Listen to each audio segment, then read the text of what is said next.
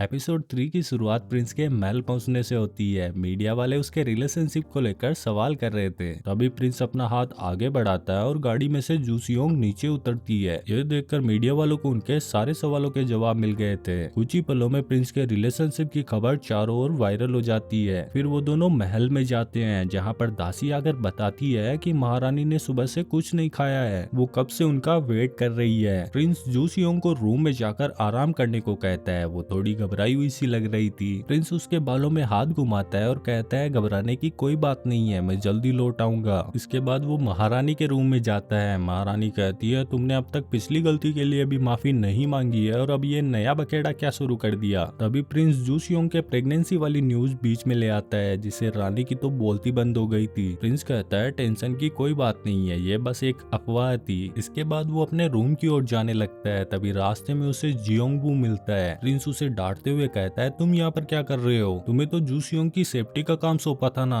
जियोंगवू अपनी गलती के लिए माफी मांगता है। इधर छोटा राजकुमार मजे से खाना खा रहा था और जूसियोंग उसका ख्याल रख रही थी। ये देखकर प्रिंस चैन की सांस लेता है। फिर वो राजकुमार से पूछता है कि तुम इतनी रात को यहाँ पर क्या कर रहे हो। जूसियोंग जवाब में कहती है उसे नींद नहीं आ रही थी। तभी प्रिंस उस पर चिल्लाते हुए बोलता है मैंने तुमसे थोड़ी पूछा था। राजकुमार कहता है उसे सच में नींद नहीं आ रही थी और जूसियोंग ने बताया कि भरपेट खाना खाने से अच्छी नींद आती है। उसकी बातें सुनकर प्रिंस दासी को आवाज लगाता है, जिसके बाद राजकुमार उठकर अपने रूम में चला जाता है। इधर प्रिंस और जूसियोंग भी रूम में आ जाते हैं। जूसियोंग को समझ नहीं आता कि छोटे राजकुमार के खाना खाने से प्रिंस को क्या दिक्कत थी। वो बताता है कि महारानी थोड़ी अलग टाइप की इंसान है, अगर उन्हें जूसियोंग की हरकत का पता चला तो वो जरूर उसे पनिशमेंट देगी। साथ ही वो बताता है कि महारानी ने उनकी शादी का प्रपोजल ठुकरा दिया है। सारी बातें सुनने के बाद जूसियोंग कहती है इतना तो उसने पहले से ही सोच रखा था। आखिरकार सारी सांस एक ही तरह की जो होती है। वो पूछती है कि इन फ्यूचर अगर रानी और उसका झगड़ा हो गया तो प्रिंस किसका साथ देगा। ये सवाल सुनकर वो उससे मुंह मोड़ लेता है, पर जूसियोंग उसका आसानी से पीछा नहीं छोड़ती। उसकी बातें सुनकर प्रिंस मुस्कुराने लगता है और जवाब में कहता है अगर कभी भी रानी और उसके बीच झगड़ा हुआ तो वो जूसियोंग का साथ देगा। ये सुनकर तो वो सरप्राइज हो जाती है। वो आगे बोलता है ऐसी हरकतें करूंगा तभी तो लोगों को विश्वास होगा कि हमारी शादी असली है। थोड़ी देर बाद दासी आकर बताती है कि जूसियोंग प्रिंस के रूम में नहीं रह सकती, ये महल के नियमों के खिलाफ है। प्रिंस कहता है वो मेरे ही रूम में रहेगी और ये फैसला फाइनल है, आप जाकर उसके लिए कुछ कपड़ों का इंतजाम कीजिए। रात को वो दोनों एक ही बेड पर सो रहे हैं, बीच में पिलो लगाकर। प्रिंस कहता है तुम जाकर सोफे पर भी सो सकती हो, वो तुम्हारे लिए ज्यादा कंफर्टेबल रहेगा। जूसियोंग जवाब में कहती है अगर इतना ही कंफर्टेबल लग रहा है तो तुम ही जाकर सोफे पर सो जाओ। उसकी बात सुनकर प्रिंस चुपचाप मुंह फेर कर सो जाता है। अगली सुबह जियोंगवू आकर प्रिंस को जगाता है। वो बताता है कि जूसियोंग तो कब की ऑफिस जा चुकी है और आप अब तक घोड़े बेचकर सो रहे हो। इधर जूसियोंग सोशल मीडिया पर कमेंट्स पढ़ रही है, कोई भी उनकी जोड़ी को लाइक नहीं कर रहा। डू बताती है कि टॉप 5 में उसका नाम ट्रेंड कर रहा है। यह सुनकर जूसियोंग कहती है फाइनली टाइम आ चुका है नंबर 1 बनने का, पीआर टीम को कॉल करो। डू के रूम से जाते ही जियोंग वहाँ आ जाता है। वो कंफर्म करने आया था कि क्या जूसियोंग सच में प्रिंस से शादी करने वाली है। वो उसे कन्विंस करने की कोशिश करता है कि वो प्रिंस को बस अपना बॉयफ्रेंड बना ले। वो इनडायरेक्टली अपने प्यार का इजहार कर रहा था, पर जूसियोंग साफ कह देती है कि वो तो प्रिंस से ही शादी करेगी। इधर प्रिंस भी शादी की तैयारियों में लगा हुआ है। उसकी मीटिंग पूरी होती ही जियोंगवू बैड न्यूज लेकर आता है। वो बताता है कि रानी बीमार हो गई है और शाही परिवार का रूल है कि अगर कोई बड़ा सीरियस बीमार हो तो वो लोग सेलिब्रेशन नहीं कर सकते।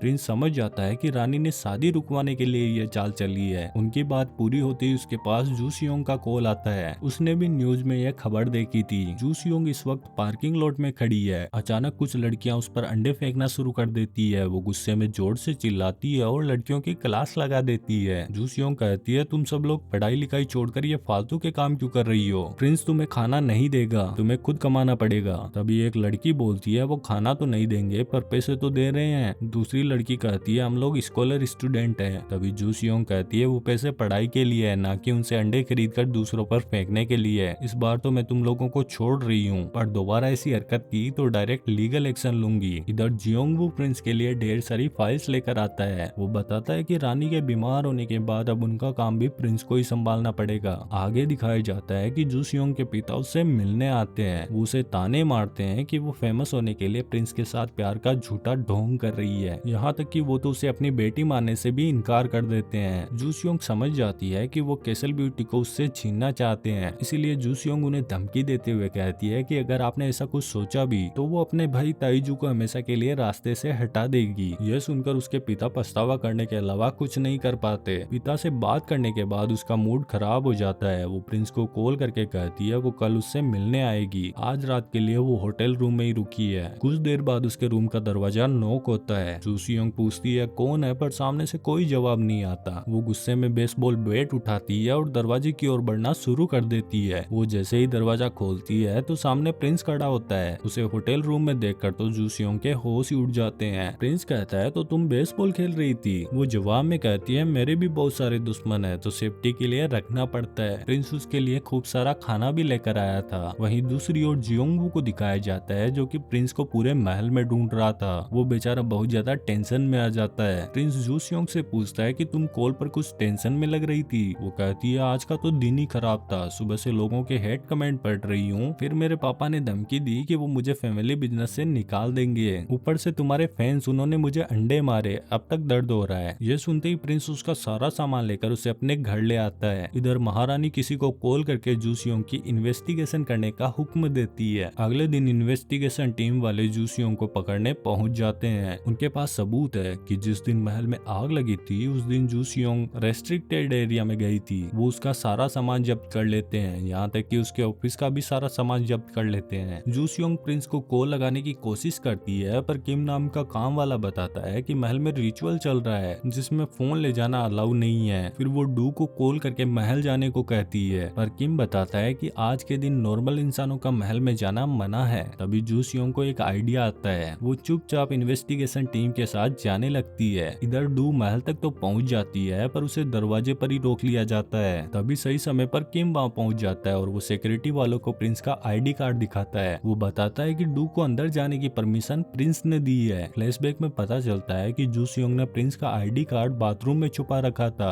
उन दोनों को एंट्री मिल जाती है। किम बताता है कि रिचुअल के दौरान वो लोग प्रिंस से बात नहीं कर सकते। तभी डू की नजर जियोंगवू पर पड़ती है। वो बेस बदलकर जियोंगवू को बाहर बुलाती है और उसे पूरी सिचुएशन बता देती है। इन्वेस्टिगेशन टीम जूसियोंग को पकड़कर महल लाई थी। इधर सही समय पर प्रिंस भी वहां पहुंच जाता है। वो टीम के हेड जुंग से कहता है कि मेरी परमिशन के बिना तुमने जूसियोंग को पकड़ने की हिम्मत कैसे की। तभी महारानी कहती है परमिशन मैंने दी थी। महल में आग लगने के पीछे ये प्राइम सस्पेक्ट है। प्रिंस कहता है आपके पास क्या सबूत है। रानी कहती है इसने पार्टी में लोगों को डराया था। प्रिंस जवाब में कहता है ये तो कोई सबूत नहीं हुआ। रानी कहती है इसे दोषी साबित करने के लिए सबूत की क्या जरूरत है, तुम इसकी और इसकी कंपनी की रेपुटेशन नहीं जानते क्या। यह सुनकर जूसियोंग को बहुत गुस्सा आता है पर प्रिंस उसे रोक लेता है। वो कहता है जूसियोंग का फ्यूचर हस्बैंड होने के नाते उस पर लगे सारे इल्जाम का असर मुझ पर भी होगा, तो जो भी पूछताछ करनी है मुझसे कीजिए। ये सुनकर तो रानी की बोलती बंद हो जाती है। जियोंगवू डू को इशारा करता है और वो जूसियोंग के पैर पर लात मारती है जिस कारण वो गिर जाती है और प्रिंस उसे अपनी बाहों में उठा लेता है। डू के इशारा करने पर वो बेहोश होने का नाटक करती है। प्रिंस कहता है जल्दी से डॉक्टर को बुलाओ और उसे वहाँ से लेकर निकल जाता है। रानी को सब समझ आ रहा था कि ये लोग ड्रामा कर रहे हैं। प्रिंस उसे बेड पर सुला देता है और कहता है अब नाटक करना बंद करो। जूसियोंग उठकर कहती है आज तो बाल बाल बच गई, क्या मुझे जेल जाना पड़ेगा। प्रिंस कहता है क्या तुम्हें डर लग रहा है। जूसियोंग कहती है ये सब तो मेरे बाएं हाथ का खेल है। कैसल ब्यूटी में तो हर साल इन्वेस्टिगेशन होती रहती है पर मैं आज तक नहीं डरी। प्रिंस कहता है घबराओ मत, रानी जानती है कि अगर उन्होंने तुम पर उंगली उठाई तो मैं भी चुप नहीं रहूंगा। जूसियोंग कहती है आज उसे बहुत अच्छा लगा कि प्रिंस ने उसकी साइड ली। ये सुनकर वो ब्लश करने लगता है। इधर रानी गुस्से में तोड़फोड़ कर रही है। वहीं दूसरी ओर जूसियोंग वापस घर जाने के लिए रेडी है। प्रिंस उसके लिए कार का दरवाजा खोलता है और यह देखकर तो वो खुद सरप्राइज हो जाती है। फिर प्रिंस को आंख मारती है। सारे काम करने वाले जूसियोंग का वेलकम करते हैं। घर पहुंचकर वो प्रिंस को कॉल करती है और उसे पता चलता है कि प्रिंस का महल से बाहर जाना मना है। जूसियोंग को तो रूल्स तोड़ने में बहुत मजा आता था, इसलिए वो कार लेकर महल की दीवार तक पहुंच जाती है और प्रिंस को कॉल करती है। फिर वो भी वहां आ जाता है। जूसियोंग कहती है तुम्हें पता है ना प्यार में पागल लोग ऐसी हरकतें करते हैं। फिर वो उसे एक बोतल निकाल कर देती है जिसमें वो प्रिंस के लिए चाय बना कर लाई थी। वो कहती है मैं कितनी सपोर्टिव वाइफ हूँ। वो बोल ही रही होती है तभी प्रिंस उसे किस कर देता है। इस हरकत से जूसियोंग के तो होश उड़ गए थे। कोई छुपकर उनकी तस्वीरें ले रहा है जिसे प्रिंस ने ही बुलाया था। जूसियोंग कहती है हमें दोबारा किस करना चाहिए, ये एंगल ठीक नहीं था। अगली सुबह सबकी मीटिंग बुलवाई जाती है क्योंकि वो तस्वीर अखबार में छप चुकी है और अब सब लोग प्रिंस पर उंगलियां उठा रहे थे। प्रिंस कहता है मैं मीडिया के सामने अपने रिश्ते को ऑफिशियली कबूल करूंगा, पर प्राइम मिनिस्टर जियोंग उसे रोकता है क्योंकि प्रिंस की शादी के लिए कैबिनेट की मंजूरी भी जरूरी थी। सुंगमोन कहता है पहले तो उस लड़की को अपने घर से निकालो, ये मुद्दा आग पकड़ रहा है, पर प्रिंस इसके लिए मना कर देता है। वो कहता है जूसियोंग पर अंडों से हमला हुआ था, आपके कहने पर मैंने उसे घर से निकाल दिया और उसके साथ कुछ हो गया तो क्या आप जिम्मेदारी लेंगे? ये सुनकर उसकी तो बोलती बंद हो गई थी। सब लोग प्रिंस के इस गुस्से वाले रूप से डर रहे थे। मीटिंग पूरी होने से पहले प्रिंस सबको कन्विंस कर लेता है। रानी बहुत गुस्सा है क्योंकि कैबिनेट ने उसके रिलेशनशिप को एक्सेप्ट कर लिया था। सुंगवोन रानी से कहता है आप टेंशन मत लीजिए, मेरे पास इसका उपाय है। इधर प्रिंस जूसियोंग से मिलने जाता है। वो कहती है मैंने तो पहले ही बोला था, तस्वीरों में एंगल अच्छा नहीं आ रहा, पर तुम ही नहीं माने। हम लोग जितना जल्दी शादी करेंगे उतना जल्दी डिवोर्स भी ले पाएंगे। प्रिंस कहता है रॉयल शादी के लिए एक प्रोसेस होती है, पर जूसियोंग के पास इतना वक्त नहीं है। वो प्रिंस से पूछती है कि क्या उसके पास आज के लिए फ्री टाइम है। जूसियोंग ये बोलते हुए उसके बहुत करीब आ गई थी। प्रिंस हाँ में जवाब देता है, जिसके बाद वो तैयार होने चली जाती है। इधर जियोंगू पूछता है कि क्या वो सच में आज की सारी मीटिंग्स कैंसिल कर दे। प्रिंस हाँ कहता है। तभी जूसियोंग तैयार होकर बाहर आ जाती है। वो सच में किसी प्रिंसेस की तरह लग रही थी, पर प्रिंस उसे कपड़े बदल कर आने को कहता है। वो दोबारा अपने पुराने लुक में लौट आती है। फिर वो दोनों एक साथ वहाँ से निकल जाते हैं। रास्ते में वो टचअप करने के लिए प्रिंस को मेकअप आर्टिस्ट की तरह यूज करती है। वो लोग बेसबॉल मैच देखने आए थे, यहाँ पर बहुत ज्यादा भीड़ है। जियोंगू रॉयल गार्ड्स को बुलाने के लिए प्रिंस की परमिशन मांगता है, पर वो इनकार कर देता है। तभी जूसियोंग प्रिंस के लिए मैच वाली टी शर्ट लेकर आती है, लेकिन जियोंगू कहता है कि प्रिंस ये नहीं पहन सकते, ये शाही नियमों के खिलाफ है। जूसियोंग कहती है अच्छा कोई बात नहीं, तुम ही पहन लो। जियोंगू बहुत खुश होता है, पर प्रिंस उससे टी शर्ट छीन लेता है और कहता है अगर मैं नहीं पहन सकता तो तुम भी नहीं पहनोगे। जूसियोंग स्टेडियम में जाती है तो उसे पता चलता है कि उसका भाई भी मैच देखने आया था। इसके बाद वो लोग स्टेडियम में बैठकर मैच का मजा ले रहे हैं। उसका भाई बार बार प्रिंस से बात करने की कोशिश करता है, पर हर बार जूसियोंग उसे रोक देती है। इधर प्राइम मिनिस्टर जियोंग भी मैच देखने आया था। वो भी प्रिंस से मिलने जाता है और अचानक सारे कैमरा उस पर फोकस हो जाते हैं। जूसियोंग प्रिंस को खाना ऑफर करती है और वो खाने से मना कर देता है। जूसियोंग जिद करने लगती है, तभी जियोंग बताता है कि प्रिंस का बाहर खाना मना है, सेफ्टी रीजंस के कारण। अचानक स्टेडियम में सब लोग प्रिंस और जूसियोंग को चीयर करने लग जाते हैं। उन लोगों को किस गेम में दिखाया जाता है। तभी प्रिंस जूसियोंग के कान में कुछ कहता है और वो अपने मोबाइल में एक टेक्स्ट मैसेज चलाती है, जिसमें लिखा है कि अभी हम किस नहीं कर सकते,